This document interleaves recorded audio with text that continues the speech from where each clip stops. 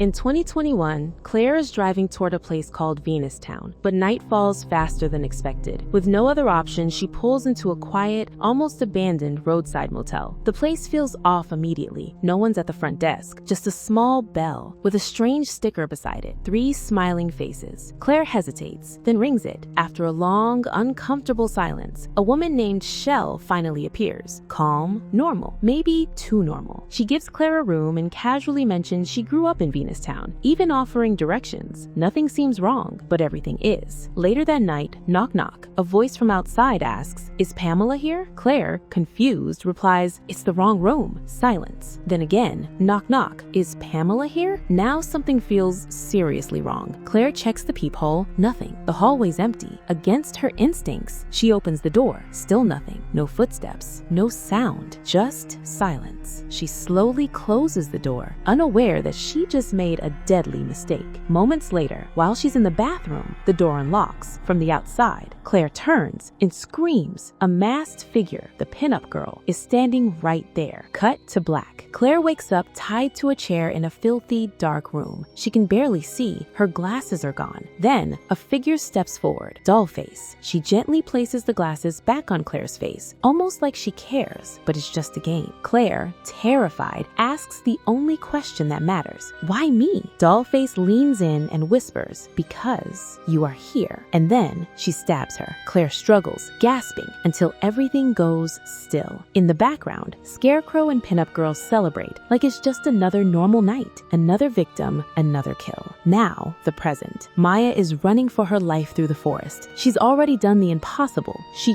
killed one of them, Pinup Girl. And the truth, it was Shell all along. Hidden behind a tree, Maya watches in horror as Scarecrow, furious, repeatedly smashes something with his axe before lifting Shell's lifeless body. Then they disappear into the darkness, leaving Maya completely alone. She stumbles through the forest, exhausted, broken, until she spots something ahead, a police car. Hope, but fear takes over. She hides. Sheriff Rotter drives right past her, never seeing her. Her chance at escape gone again. With no other option, Maya keeps moving until she finds an old abandoned church. Inside, it's silent, too silent. She walks in, touches a dusty piano, and suddenly, she's not alone. A man named Gregory steps out, surprised, but not afraid. Maya tries to escape, but he blocks the only exit. Trapped again, Gregory calmly pours 2 drinks, like this is just another conversation. Then he says something chilling. "No masks here." That's when it hits. He's Scarecrow. He raises his glass, dedicating it to Shell, then tells Maya to do the same for her boyfriend, the one they murdered. Maya, shaking, insists she didn't mean to kill Shell, but to Gregory, it doesn't matter. To him, there's no difference. Without another word, he throws her out, and Maya runs again, faster than ever. Meanwhile, Rotter gets an urgent call from the station and learns that Maya has disappeared. He orders his man to look for her at the lake house where she had been staying with her boyfriend. At that moment, Maya comes out of the forest and freezes when she sees the car. Rotter brings her in and hears her story about confronting the killers. She explains she knows where they're hiding, but she'll only tell him if he takes her to her sister. When Maya asks for a phone, Rotter pretends he has no signal here. Then she asks for a first aid kit, so Rotter leaves the car to get it from the trunk. Maya takes the chance to take over the wheel and escapes. As she drives down the road, Maya hears on the police radio that the cops have found more bodies. She also learns that they're looking for her, so she realizes that Rotter helps the killers cover their crimes. Maya looks around the car for anything useful, so she doesn't see the incoming truck until it's too late. She manages to dodge it, but ends up crashing into a tree instead. At that moment, Scarecrow shows up and drags Maya out of the car. She tries to fight back, but she isn't strong enough. Scarecrow throws her on the back of the truck and ties her up before the vehicle takes off. When Maya looks around, she finds Shell's body next to her. On her wrist, there's a smiley face tattoo. A flashback then reveals that Gregory is Rotter's son. After Gregory murders a classmate named Tamara, the judge wants to send him to jail. However, the law says that young people should go to rehabilitation, and the sheriff has an impeccable record. So the judge announces that Rotter will retain custody of his son. If Gregory commits one more crime, the judge will send him to jail until he turns 18. A few weeks later, Gregory kills a man with an axe in the forest. forest, while Shell watches from behind a tree. Then she helps him cover the body with leaves. In the evening, Rotter finds the body and realizes that his son truly has a problem, but he doesn't want to lose him. Instead, he offers him a deal. Rotter will cover up all his murders, but Gregory mustn't kill anyone from their town, only tourists. In the present, Scarecrow and Dollface take Maya and Shell to their hideout. Scarecrow says his final goodbye to Shell before turning on the wood chipper, which grinds the body. Maya is disgusted by the sight of blood coming out of the machine and ends up crying. Then, Scarecrow hits Maya with the handle of his axe to knock her out. In the morning, Rotter is having breakfast at the local diner when suddenly Maya's sister, Debbie, arrives with her husband, Howard, and their bodyguard, Marcus.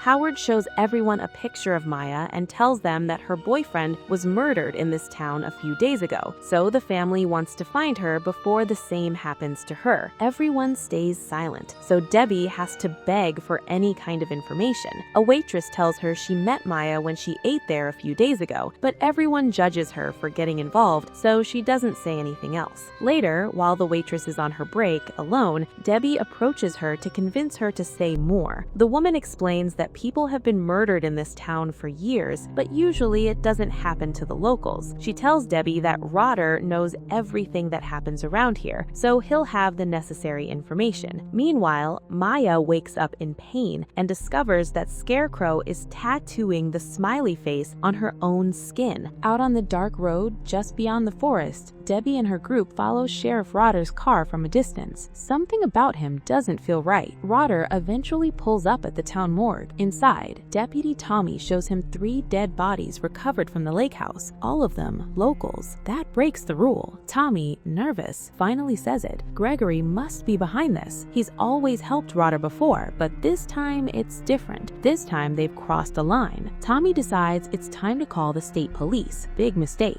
Before he can react, Rotter suddenly grabs a medical drill and drives it straight into Tommy's head. Instant death. No hesitation, no regret. Rotter calmly bags the body and drags it out to his car. Outside, Debbie and her group watch everything. Now they know the sheriff isn't the law. He's part of the nightmare. Sometime later, Maya wakes up, and she's not alone. Scarecrow stands in front of her, holding the pinup girl mask. Slowly, he steps closer. Maya fights, struggles, but she's too weak. He forces the mask onto her face. Then, something even more disturbing. He gently strokes her hair and kisses her. Maya reacts instantly, kicking him away and ripping off the mask. Scarecrow pauses, then silently walks out and locks her inside. As night falls, Scarecrow and Dollface drag Maya to the truck. Again, they force the mask onto her. It's clear now, they don't just want to kill her, they want to turn her into one of them, the next pinup girl. Flashback. 12 years earlier, a young Shell and Gregory sit outside a gas station, watching people, hunting. Shell walks inside for snacks. A guy approaches her, flirting, confident, until his angry girlfriend shows up and starts a fight. Shell watches quietly, then returns to Gregory and tells him everything. Moments later, the arguing couple walks out. Gregory smirks. He likes them. That night, at a motel, Shell and Gregory knock on the couple's door, asking, "Is Tamara here?" No response. So they break in. But what they find surprises even them. The girlfriend has already killed her boyfriend. Silence. Then, a shared look. Shell smiles and offers her snacks, an invitation not to escape but to join. Back to the present, the truck stops near a gas station. The trio watches people come and go, like predators choosing prey. Then they see a couple. Perfect. They follow them to a motel. This time, Maya is forced to play along. Dollface tells her, "Knock 3 times." Maya obeys. Knock, knock, knock. Dollface asks, "Is Tamara here?" The couple says no. They repeat it. Again, no.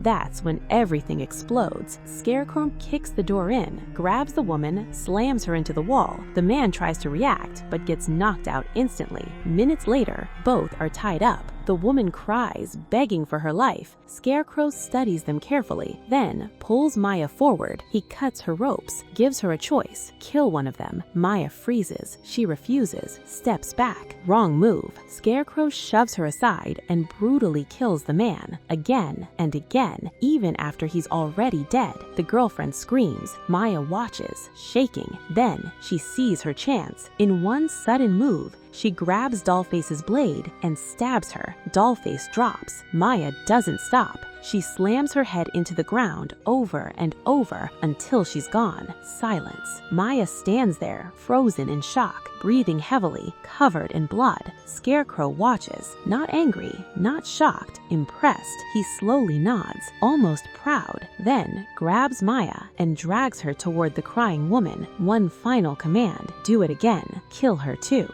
Since Mia still refuses to hurt an innocent civilian, Scarecrow guides her hand and forces her to stab their hostage. He then raises the victim's chin so he can look her in the eye as she slowly dies. Scarecrow asks Maya if it felt good as he pulls out the blade. The duo leaves in the truck. At that moment, Rudder calls Gregory to tell him that Maya's family has been following him, so he'll lead them to the sawmill. He drives around until he finds a good spot to hide the car and turns off the lights. Soon, Debbie's car also shows up, but they can't see the police vehicle, so she assumes Rudder sped up and tells Marcus to keep going. Eventually, the group finds a trailer, and Marcus immediately becomes suspicious because Rudder's car isn't there. He gives Howard a gun before they go out to investigate. Marcus enters the trailer and makes sure it's safe before telling the couple to come in. He wants them to lock the door and stay in the trailer while he goes looking for Rudder. Minutes later, Marcus finds the abandoned sawmill and notices an empty bag with blood on the ground. When he looks inside, he's surprised to see a machine still working and lots of blood on its blades. A closer look reveals the remains of a body. Suddenly, Rudder appears at the door and points his gun at Marcus, forcing him to drop his weapon. Once Marcus is unarmed, Rudder kills him with 2 shots and closes the sawmill. Meanwhile, Scarecrow parks the truck near the trailer and ties Maya up before coming out. Nearby, Rudder watches it all. Scarecrow starts walking around the trailer, pounding on the doors and scratching the walls with his axe. Suddenly, he breaks a window and the couple falls in fear. He continues to break every window and Howard shoots many bullets to no avail. Then, Scarecrow gets back on the truck and drives pretty quickly until he hits the trailer, which falls on its side. The glass shards severely damage Howard's face, and Debbie tells him they need to run, but at that moment, Scarecrow enters the trailer. Howard tries to shoot him, but he's out of ammo, so Scarecrow proceeds to kill him with the axe. Minutes later, Maya is shocked to see Scarecrow come out of the trailer with Debbie. He looks Mia in the eye as he stabs her sister, but Maya's only reaction is to tremble and cry. Afterward, Scarecrow retrieves Dollface's body and cuts the ropes on Maya's wrists. He leaves the knife for her before leaving as he drags the body on the ground. After Rudder also leaves, Maya finally snaps out of it and brings Debbie's body into the truck before taking off, determined to go home. However, she stops in the middle of the road and decides to go back for revenge instead. By recognizing the road signs, Maya finds the hideout hatch on the ground and goes down while carrying a gun she found in the truck. The hideout is pretty big, and Maya sees many creepy things like chains as she tries to find the right corridor. Eventually, she discovers a chair under a bright light and hears a noise. She keeps moving to take a closer look and sees Rudder drinking while listening to the radio. He immediately notices her too, but before he can react, Maya easily kills him with 2 shots. Then she checks the chair and finds a rope, realizing this is where they kept her captive earlier. Afterward, Maya goes down a corridor in the back and finds Gregory's personal room. There are crazy words scratched on the walls and dozens of candles displayed with Shell's photographs, her personal possessions, and some creepy drawings. At that moment, Scarecrow enters the room and sits down while pointing out that there's only pain in Maya now. However, she corrects him, saying there's nothing in her. After he claims that he freed her, Maya makes him take off his mask. Gregory does so before commenting on the fact that Maya is the only victim of his that has ever survived. He also says that Shell was the only light in his darkness. Maya announces she came here to kill him, but realizes that he's the only thing she has left, since her family and boyfriend are dead. She also drops the gun because it's empty. Gregory comes closer to sniff her, and soon they're comforting each other in their loneliness. When he's distracted, Maya stabs him and watches him collapse on the ground. Gregory says they're the same now before she kills him with the axe. In the morning, Maya leaves the hideout with Gregory's mask.